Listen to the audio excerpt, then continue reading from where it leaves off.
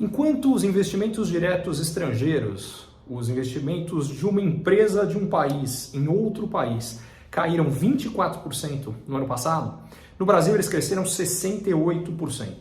E a consequência é que o Brasil no ano passado foi o terceiro país do mundo que mais recebeu investimentos de empresas estrangeiras, ficando atrás só por ordem de Estados Unidos e China.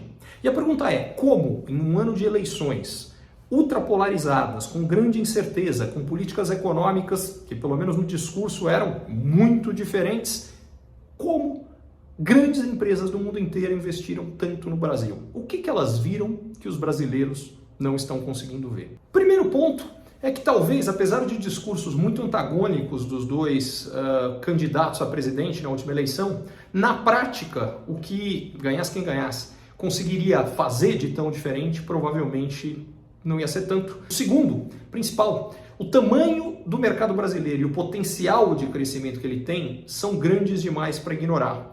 O Brasil é um dos pouquíssimos grandes países emergentes.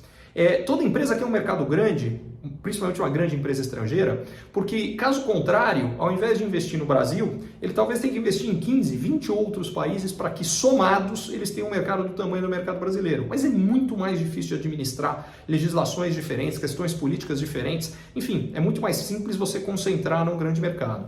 Segundo, toda empresa prefere um mercado emergente, porque o potencial de crescimento dos países emergentes é muito maior do que dos países que já são desenvolvidos. Como o nome já fala, como eles já são desenvolvidos, o que eles têm para crescer é muito menos de quem está se desenvolvendo, que é uma fase em que o crescimento é muito maior. E o último ponto está ligado à guerra da Rússia com a Ucrânia.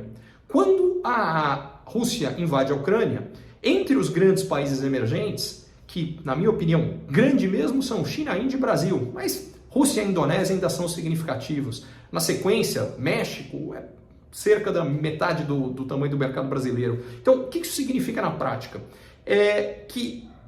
Rússia, por conta da guerra, empresas americanas, japonesas, europeias não estão investindo lá. China também começaram a se intensificar as tensões com Taiwan, o que aumentou muito o risco de investimentos na China. E essas tensões com Rússia e com China tornam investimentos na zona de influência desses países, onde Índia e Indonésia estão, também mais arriscados. O que significa o seguinte: o Brasil sobrou como único grande país emergente de risco geopolítico baixo. E o resultado foi que, desde o começo do ano, a guerra começa em fevereiro, dali para frente, os investimentos no Brasil crescem exponencialmente. Isso significa que o Brasil tem uma oportunidade gigante na mão de atrair muito mais investimento, emprego, gerar riqueza, mas para isso a gente precisa fazer a nossa parte aqui. E, em particular, precisa cuidar das contas públicas com um cuidado que até agora o novo governo não demonstrou. Essa é a grande preocupação e o tendão de Aquiles. Se a gente conseguir cuidar bem das contas públicas, garantindo um equilíbrio delas, fundamentalmente que vai continuar acontecendo, é uma grande entrada de investimento que, aliás, colabora para que o dólar caia de preço em relação ao real. O ano passado, entre as grandes moedas, entre as 20 principais moedas do mundo, o real foi a que mais se fortaleceu, de novo, num ano de eleições conturbadas. Esse ano, diga-se de passagem, no acumulado do ano é a segunda. O que isso significa? Que um real mais forte, ou um dólar cada vez mais baixo, leva produtos importados a ficarem mais baratos, o que aumenta o potencial de consumo no Brasil e, ainda por cima, reduz a inflação, o que abre espaço para a taxa de juros cair. O Brasil deve ser o primeiro país do mundo a poder cortar a taxa de juros, porque a inflação no Brasil já vem caindo e já caiu muito mais do que no resto do mundo.